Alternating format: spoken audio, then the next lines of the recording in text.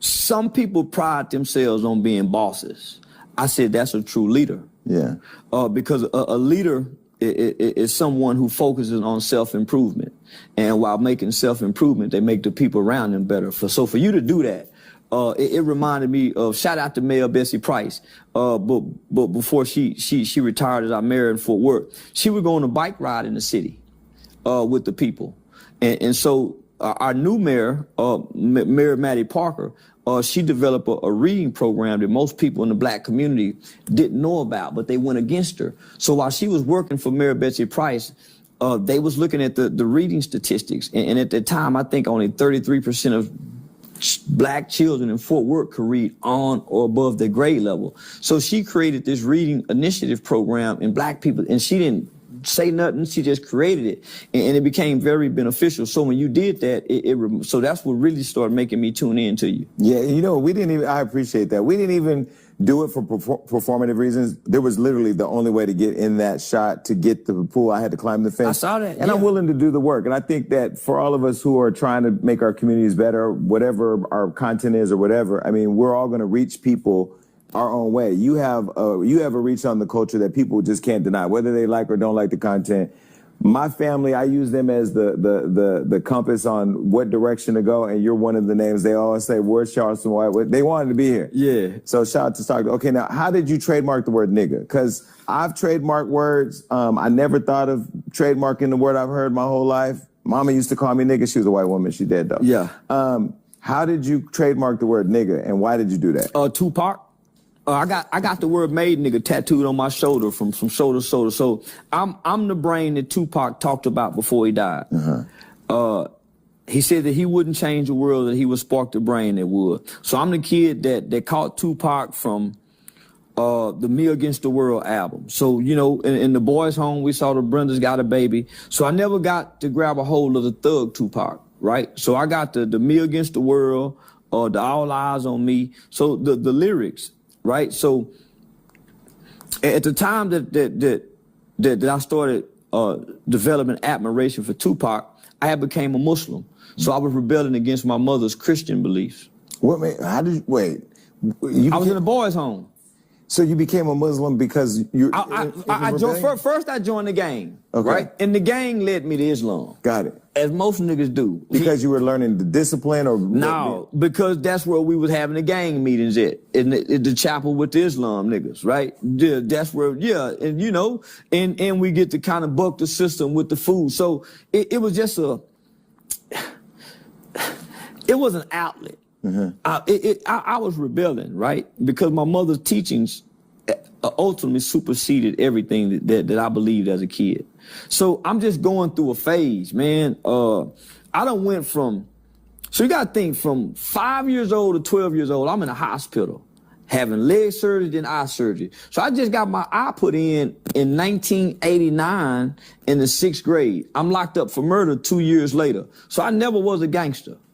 I was still sleeping with my mama at 12 years old. So I was a little boy trying to play this, trying to be something, and made a horrible decision, cost somebody's life, and ended up in the boys' home with kids who really come from this. But I'm a little braveheart. I'm a little braveheart little nigga. So, you know, and I know how to act. You know, I done saw Uncle Wayne, so I want to fit in. I don't give a damn. Whatever we got to do to fit in, I want to fit in. So that means if we got to hurt somebody, yeah, I'll hurt somebody. Even if it feel bad, it feels better fitting in. Right? So I joined the gang. Then I'm rebelling against my mother. I became Islam. Islam teachings. But they weren't saying nigga at the temple. No, but Tupac was coming with nigga, never ignorant, getting goals accomplished. Remember, strictly for my niggas. Yeah. So just that, my niggas. So Tupac became my King Von. You know, he became my, you know, what Jay-Z is today. So he became the youth minister. He became the Farrakhan. He became the Martin Luther King, as I read about these other people. So he became that figure.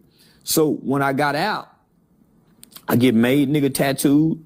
So once I started getting into social media, I started using acronyms: GANG, G-A-M-E, game applied means elevation, because I know this is what gets the young niggas' attention. Pimp, proper instruction, motivate people, put it in my pocket. So I'm using acronym just to talk to to get the young people's attention. So I met this old man named Weasel. It's Willie Charles Price. He's 77 years old, going on 78, born in 1945. He had a club that was called Texas Nigger. With the hard R? With the hard R. In the 70s, in Fort Worth, Texas, on Evans and Rosedale, he had a club that was called Texas Nigger. He and about maybe 10 or 12 more other formerly military men called themselves Texas Niggers, the hard R. And they fight police, they sold drugs, and they fed the community. So to get this history, I ended up meeting this old man, and he showed me the paperwork where he submitted to our federal government to try to start a 501c3 using N-I-G-G-E-R. And the government sent him back his money and told him that the word nigger is prohibited. And I said, hey, well, no, Pops, let me show you how to do it. You can put T-N-N. And he said, no, I'm the last nigger. So he identified himself as a nigger. And so he broke that word down to me. He said, the nigger is not African. Because there was a time when America said, the world said, we're not going to import and export no more slaves throughout these countries and lands or through these seas. Mm-hmm. America said, F y'all, we're going to continue, because they were becoming a superpower. So America began breeding farms and started breeding their own slaves. They didn't have to import, and that became more viable and more economical than having to import and export, because you were losing money shipping them overseas, some dying, but breeding them here. So that became way more. So there's a book that's called How to Make a Nigger Slave. So that's a book right now? You can look it up. So me being the academia kid that I am, I grew up reading Huckleberry Finn, Mark Twain, one of my favorite artists. And in the book, Mark Twain, there's a character by the name of Nigger Jim. So prior to black people ever even having a name, it was nigger. And it was given to us. White people created that name. And that was on death certificates. That was in books, the nigger. Mm-hmm. So that's a real name for us. We're not African. We're seeds of these niggers. Well, when I studied the nigger with the ER, they never caused a war. They never done anything wrong to nobody on earth to deserve this type of treatment. But because of them, look where we are today. Just think if the nigger were like today's black people, they would have never got freedom. They would have never got rights. They had to have a element of strength that we can't possess today, because we'll get even. Mm-hmm. Right? So think about the nigger. Then they start transferring from nigger to colored. Colored boy. That colored boy, no matter what his name is, the colored boy. Then it went to the Negro. Then we start having names. But Jim was the first nigger to ever get a name, if you understand American literature, nigger Jim. So this is interesting, because you're gonna link up with Kanye West tomorrow. Kanye, as you know, said that he felt slavery was a choice some time ago. He was literally sitting here before I launched this show, and I had a conversation about it. And, he was forgiven by the culture before he decided to go left. Do you think slavery was a choice? Yeah, it was. The Haitians fought back and won, and they're still penalized for it today. Yeah, they could have fought back. They could have had a slave revolt on those ships. Yeah, slavery was a choice to go down. Each time they brought you up and washed you off, man, you had a chance to jump off. You had a chance to fight. What do you say to the people that were critical of Kanye, and they're going to yell at the TV right now saying that it wasn't a choice? They didn't have weapons. They didn't have the tools to get free. I mean, we know that slaves... Well, slaves did die. Not all of them. Not all of them. But even still, right? When you get here off the ships and they start dispersing you elsewhere, it's only master, his wife, his children, and the overseer who lives somewhere. But it's 50 of y'all here. It's a choice. But does the nigga believe it's a choice, or do black people believe it was not a choice? Black people. Because ain't nobody been talking to the niggas. Because if we really been talking to the niggas, there's no way we would do one another the way we do one another. There's not many niggas left who really know that word. Mm-hmm. Who really know this. That word is so powerful. White people want it to cease and desist because it's a hell of a reminder.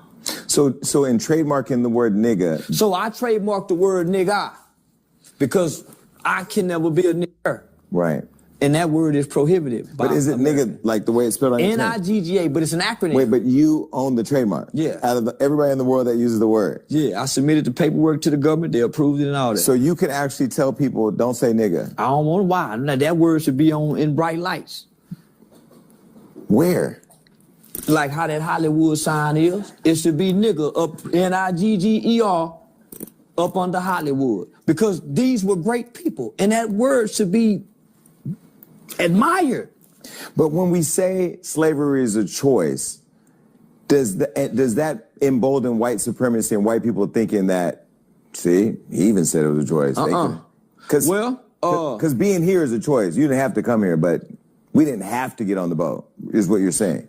We could have died. Well, we had a choice to fight too, though. We had a choice to fight too. In the movie Roots, they show us one episode, right? Where they all went up, get ready to take a bath, and they decided to fight back, got a hold. We could have done that every day. They showed us the movie The Birth of a New Nation with Nat Turner. But most people don't know there was a lot of revolts other than what they just tell us about Nat Turner. Rosewood, Slocum, Texas.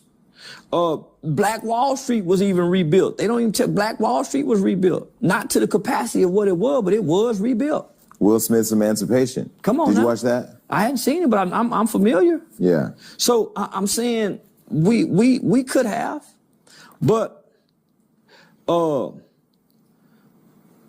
I can't say the fruits of white America's labor, but the fruits that come with being submissive, following the rules, it seems to be much greater than having our ultimate freedom. Because now, in my mind, you can't make me believe that this group of niggas won't be digital slaves. Mm-hmm.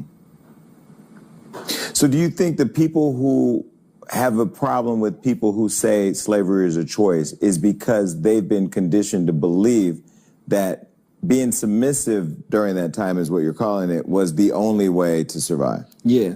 Well, the word nigger, N-I-G-G-E-R, every black person wasn't called nigger. Mm-hmm. You was a boy, gal. You wasn't a nigger until you disobeyed. Mm-hmm. So why wouldn't you want to be a nigger? Mm-hmm. You wasn't a nigger until they got mad. Come here, nigga. What you doing over here? Other than that, you was boy. What you looking at, boy? So there was different classes and different statuses. So in my mind, the nigga superseded everybody. The nigga got whipped. The boy didn't. Mm-hmm. The nigga got sold. The boy didn't. So for those that says, well, slavery wasn't a choice. Well, it's people looking at the glass half empty or half full. Mm-hmm. Yeah, I mean, I'll say, I don't get into the whether it was a choice or not because I wasn't there. I mean, I look at slavery and I've read the history books. We didn't write the history books. That's a whole other conversation we can go on. I get it, right? I think that people's digestion of the sentiment that slavery is not a choice is to somewhat side with the fact that we've welcomed or participated in oppression. That's even, you can even break that down and say we did. We did. Well, let me just say this. Harriet Tubman says it, that she could have saved a whole lot more. Only if. That statement right there alone said that we had a choice. And is she Harriet Tubman, is she heralded a hero because she took the courage to not remain a slave? Not just that. She went back. She kept going back. when she didn't have to. How many of us would get free and go back? Well, we're free now and we don't go back. That's what I'm saying. How many of us would break out to go break back in to keep breaking out, man? So she kept doing it. That's what make her who she is. So you owning the word nigga, and now Nigga Nation is on your chain. Yeah, never What is ignorant Nigga getting Nation? goals. Never ignorant getting goals accomplished. All the po niggas that everybody done. The po nigga, the nigga to me is like the dog that won't nobody pet. And the dog don't want to be pet. Cause it ain't never been petted before. Everybody been kicking this dog and that. Get away from him. Get throwing rocks. That's the nigga. That's the nigga. Don't nobody take that dog. Oh, he got ticks, and that's the nigga. And that's our babies. If he ain't cleaned up, so even though we don't like the word nigga, what's more prolific in our culture, in our community, than a real nigga? Well, who doesn't like the word nigga besides Oprah? Our mama's name, our grandmother's name, the